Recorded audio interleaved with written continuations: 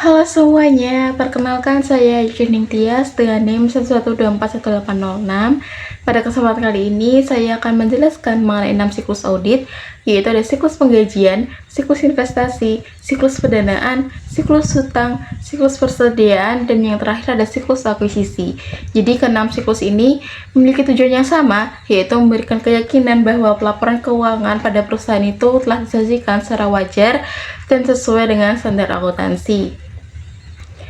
Langsung aja yang pertama yaitu ada siklus penggajian.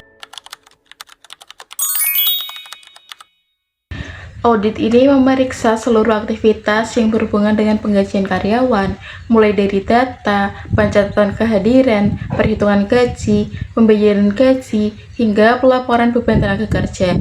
Tujuannya adalah untuk memastikan bahwa gaji hanya dibayarkan kepada karyawan yang benar-benar ada dan jumlahnya sudah sesuai dengan data.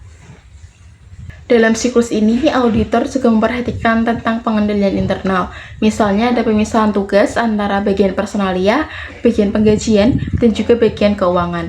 Hal tersebut kita lakukan agar tidak terjadi kecurangan.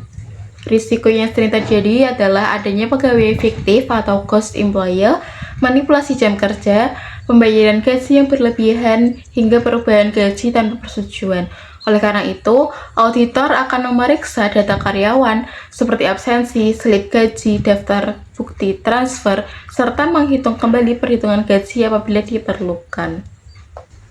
Next, ada audit siklus investasi, yaitu audit yang memeriksa investasi yang dimiliki oleh perusahaan, baik investasi jangka pendek maupun investasi jangka panjang. Tujuannya adalah untuk memastikan bahwa investasi ini benar-benar dimiliki perusahaan, dicatat secara lengkap, dan dinilai sesuai dengan standar akuntansi, serta disajikan dengan benar dalam laporan keuangan. Resiko yang sering muncul antara lain adanya investasi fiktif, salah klasifikasi investasi, kesalahan dalam penilaian nilai investasi, tidak diakuinya penurunan nilai investasi, dan pengungkapan yang tidak lengkap. Jadi untuk mengatasi resiko-resiko tersebut, auditor melakukan rekonsiliasi saldo investasi, memeriksa dokumen kepemilikan, menghitung kembali pendapatan bunga maupun dividen, serta memastikan bahwa seluruh transaksi investasi telah dicatat dengan benar.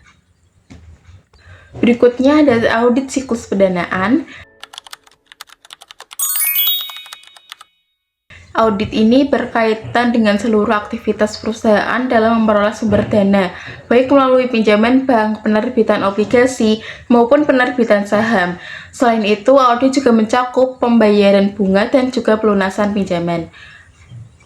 Tujuan dari audit siklus pendanaan ini memastikan bahwa seluruh transaksi pendanaan telah dicatat secara lengkap, akurat, memperoleh otorisasi, serta diungkapkan secara memadai dalam laporan keuangan. Dan resiko yang sering terjadi adalah adanya pinjaman yang belum dicatat, kesalahan perhitungan bunga, salah klasifikasi utang jangka pendek maupun jangka panjang, serta kurangnya pengungkapan mengenai jaminan pinjaman. Oleh karena itu, auditor akan memeriksa perjanjian pinjaman, konfirmasi kepada bank jika diperlukan, menghitung kembali bunga pinjaman, dan memastikan bahwa seluruh kewajiban perusahaan itu telah disajikan secara benar. Next ada audit siklus hutang. Audit ini memeriksa transaksi pembelian secara kredit, pencatatan kewajiban kepada pemasok, hingga pembayaran hutang. Tujuannya adalah untuk memastikan bahwa seluruh hutang perusahaan itu telah dicatat secara lengkap dan disajikan secara wajar. Jadi resiko yang paling sering ditemukan dalam siklus hutang ini adanya utang yang belum dicatat. Jadi menyebabkan kewajiban perusahaan ini terlihat lebih kecil daripada kondisi yang sebenarnya. Untuk menghindari hal tersebut, auditor memeriksa dokumen pembelian, melakukan rekonsiliasi antara buku pembantu dan juga buku besar, menguji cut-off transaksi di akhir periode, serta melakukan konfirmasi kepada pemasok apabila diperlukan. Kemudian ada audit siklus persediaan. Audit ini bertujuan untuk memastikan bahwa persediaan benar-benar ada, dicatat secara lengkap, dinilai dengan benar, dan disajikan sesuai dengan standar akuntansi. Persediaan merupakan salah satu akun yang cukup kompleks karena jumlahnya banyak terdiri dari beberapa jenis, bahkan sering tersebar di beberapa lokasi penyimpanan. Dalam proses audit, auditor biasanya melakukan observasi langsung saat stok opnam, mengevaluasi sistem pengendalian internal perusahaan, memeriksa dokumen persediaan, serta menguji metode penilaian persediaan yang digunakan. Jadi dengan langkah-langkah tersebut, auditor dapat memastikan bahwa nilai persediaan yang disajikan dalam laporan keuangan ini benar-benar mencerminkan kondisi yang sebenarnya. Dan materi yang terakhir ada audit siklus akuisisi. Audit ini memeriksa terhadap seluruh proses pengadaan barang atau jasa, mulai dari permintaan pembelian, persetujuan, pembuatan purchase order, penerimaan barang, pencatatan utang, hingga pembayaran kepada pemasok. Tujuannya untuk memastikan bahwa seluruh transaksi pembelian benar-benar terjadi, dicatat secara lengkap, akurat, sesuai dengan periode, dan telah memperoleh otorisasi. Dan risiko yang sering terjadi adalah pembelian fiktif, pembayaran ganda, barang yang diterima tidak sesuai dengan pesanan, kesalahan pencatatan utang, hingga kolusi dengan vendor. Salah satu pengendalian internal yang paling penting dalam siklus akuisisi adalah three-way matching, yaitu mencocokkan purchase order, laporan penerimaan barang, dan faktur pemasok sebelum pembayaran dilakukan. Dengan cara ini, perusahaan dapat meminimalkan kesalahan maupun potensi kecurangan. Sebagai penutup, dapat disimpulkan bahwa keenam siklus audit tersebut saling berkaitan dalam mendukung keandalan laporan keuangan dalam perusahaan. Meskipun objek yang diaudit berbeda, auditor tetap memiliki tujuan yang sama, yaitu memperoleh bukti audit yang cukup, mengevaluasi pengendalian internal, mengidentifikasi risiko salah saji, serta memastikan seluruh transaksi telah dicatat dan disajikan secara wajar sesuai dengan standar akuntansi yang berlaku. Dari keenam siklus audit, yaitu ada audit siklus penggajian, investasi, pendanaan, hutang, persediaan, dan akuisisi, dapat kita lihat bahwa masing-masing memiliki objek pemeriksaan yang berbeda. Audit siklus penggajian berfokus pada proses pemberian gaji terhadap karyawan. Audit siklus investasi berfokus pada aset investasi yang dimiliki oleh perusahaan. Audit siklus pendanaan berkaitan dengan sumber pendanaan perusahaan. Dan audit siklus hutang memeriksa kewajiban perusahaan kepada pemasok.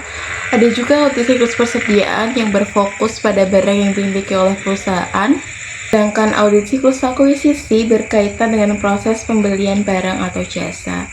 Jadi meskipun ruang lingkupnya yang berbeda, seluruh siklus audit memiliki tujuan yang sama, yaitu memberikan keyakinan terhadap laporan keuangan yang telah disusun secara wajar, bebas dari salah saji material, serta sesuai dengan standar akuntansi yang berlaku.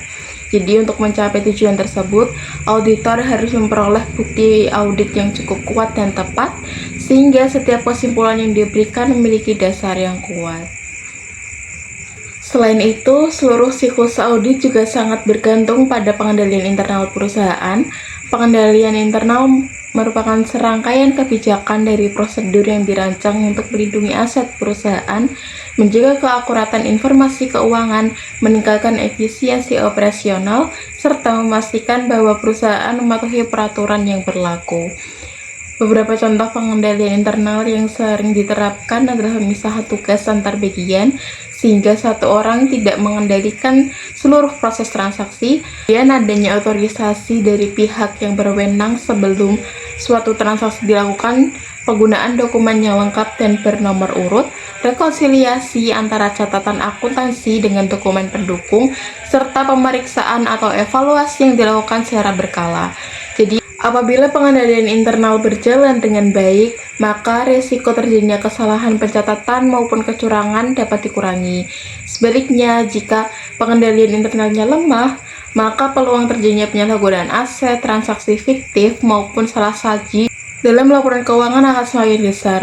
Oleh karena itu, sebelum melakukan pengujian yang lebih rinci, auditor biasanya akan mengevaluasi terlebih dahulu apakah sistem pengendalian internal perusahaan sudah berjalan secara efektif.